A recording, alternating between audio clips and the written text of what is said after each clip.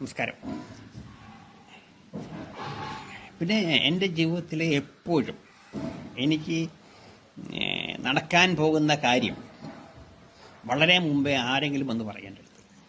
അപ്പോൾ അതൊന്നും ഞാനിങ്ങനെ ആകസ്മിക സംഭവിക്കുന്നു എന്നുള്ള രീതിയിലാണ് പോയത്. പക്ഷേ അത് സ്ഥിരമായി വന്നുകൊണ്ടിരുന്നപ്പോൾ ഞാനത് എന്നെയൊക്കെ ഓർമ്മപ്പെടുത്തി.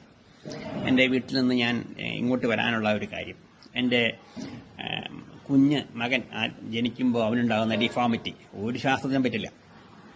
ആ സമയത്ത് ആ പറഞ്ഞ കാര്യം അത്ഭുതപ്പെടുത്തി തന്നെ എല്ലാവർക്കും. അവിടെ ഞാൻ എൻ്റെ സ്വകാര്യം പറഞ്ഞൊന്നുമല്ല. എൻ്റെ വീട്ടിൽ ഇങ്ങനെ വെളുപ്പിന് കഞ്ഞി കുടിക്കാൻ വേണ്ടി വരും. അപ്പം കൃഷിയൊക്കെ ഉള്ളതുകൊണ്ട് അപ്പോൾ പാടത്ത് അവർക്ക് ഭക്ഷണം കൊണ്ടുപോകാൻ വേണ്ടി രാവിലെ ഉണ്ടാക്കും. ഇയാളൊരു 6-6 വരും.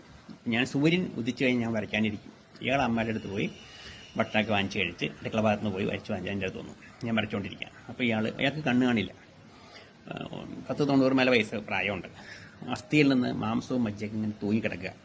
ഇരിക്കണമെങ്കിൽ നമ്മൾ സീറ്റ് കാണിച്ചു കൊടുക്കണം. ഹരിജനാണ്. പക്ഷേ അയാൾക്ക് ഞങ്ങൾ വീട്ടിൽ വലിയ സ്വാധീനമുണ്ട്. ജോലിയും ചെയ്യാൻ പറ്റില്ല. അപ്പോൾ അയാൾ വന്നിരുന്നു. ഞങ്ങളെ വിളിക്കുന്നത് കൊച്ചിറ്റാനെന്നാണ്. അപ്പനെ വിളിക്കുന്നത് വലിയ ഈറ്റാനെന്നും പറയും. അവൻ്റെ അടുത്തൊന്നും ഞാൻ ഈ വരയ്ക്കുന്ന ധൃതിയിലായതുകൊണ്ട് പുള്ളിക്കാരൻ കൊച്ചിറ്റാനെ എനിക്ക് മുറുക്കാൻ വാങ്ങിയാൽ കാശ് കൊടുക്കും. അപ്പോൾ പറഞ്ഞ് മുറുക്കാൻ ചിലപ്പോൾ മുറുക്കിയത് എന്ന് പറഞ്ഞു. അമ്മയുടെ അടുത്ത് മുറുക്കാൻ വാങ്ങിച്ചിട്ടുണ്ട്, നീ ചായ കുടിക്കണം. ഞാൻ മിണ്ടിയില്ല. അപ്പോൾ ഇയാൾക്ക് പിന്നെ എന്നെ ഇറിറ്റേറ്റ് തുടങ്ങി, എൻ്റെ ശരീരത്തിൽ തോണ്ടി തുടങ്ങി. അപ്പോൾ ഞാൻ പറഞ്ഞു, ഇതെന്ത് കഷ്ടം അത്, എന്നാൽ അതൊക്കെ കൈ നോക്കാൻ പറഞ്ഞു.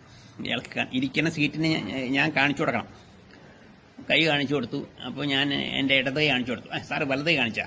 അല്ല, കൊച്ചിട്ടാൻ വലത് കാണിച്ചാ? കൊച്ചിട്ടാൻ വലത് കാണിച്ചു കൊടുത്തു. അപ്പോൾ ഞാൻ വിവാഹം കഴിഞ്ഞിട്ടുണ്ട്, 4 മാസമായിട്ടുണ്ട്, 4-5 മാസമായി. ഭാര്യ ക്യാരിയിങ് ആണെന്ന് എനിക്കും അറിയാം, ഭാര്യയ്ക്കറിയാം, അമ്മയ്ക്കറിയാം, വേറെ ആർക്കും അറിയത്തില്ല. വീട്ടിൽ പെങ്ങന്മാർക്ക് അറിയാൻ സംശയമുണ്ട്. ഇത് ഈ സമയത്ത് എൻ്റെ ഫാദറിൻ്റെ അവിടെ വന്നിട്ടുണ്ട് ഇവിടെ കൊണ്ടുപോകാൻ വേണ്ടിയിട്ട്. അയാൾ പറഞ്ഞു.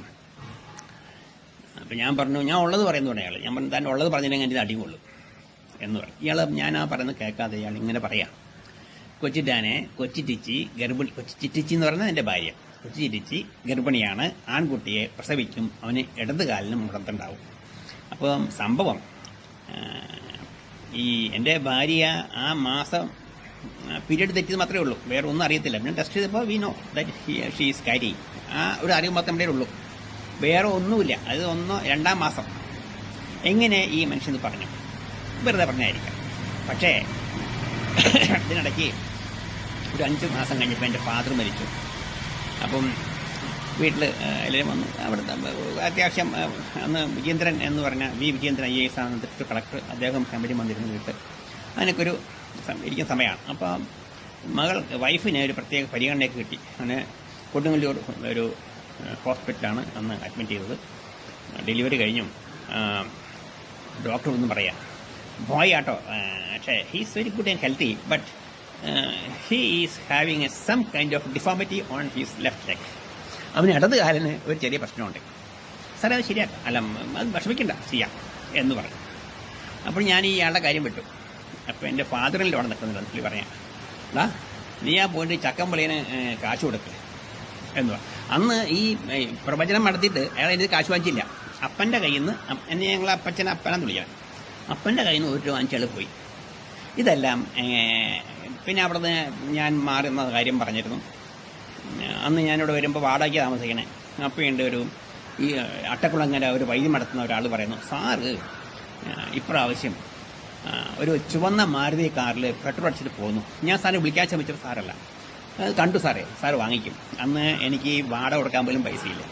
പക്ഷേ വിത്തിൻ 2-3 ഇയേഴ്സ് ഞാൻ മാരുതി കാർ വാങ്ങിച്ചു. 1052 വണ്ടിയുടെ നമ്പർ പേര്. അന്ന് ഒന്നും ബുക്ക് ചെയ്ത് കുറേ കാലം കഴിയണം. അതിനെ മോഹവില കൊടുത്ത് വാങ്ങിക്കുക ചെയ്തത്. യഥാർത്ഥ വിലയിലേക്കാളും കുറേ മോഹവില കൊടുത്ത് വാങ്ങിച്ച് കാർ വാങ്ങിച്ചു. റെഡാണ്. ഇതെല്ലാം ഇത് തന്നെയല്ല, ഒത്തിരി ഉണ്ട് ഇങ്ങനെ.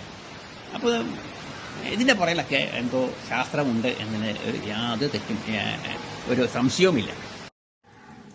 പാലക്കൽ പുരാണം 8-ാം ഭാഗം ഇവിടെ അവസാനിക്കുന്നു.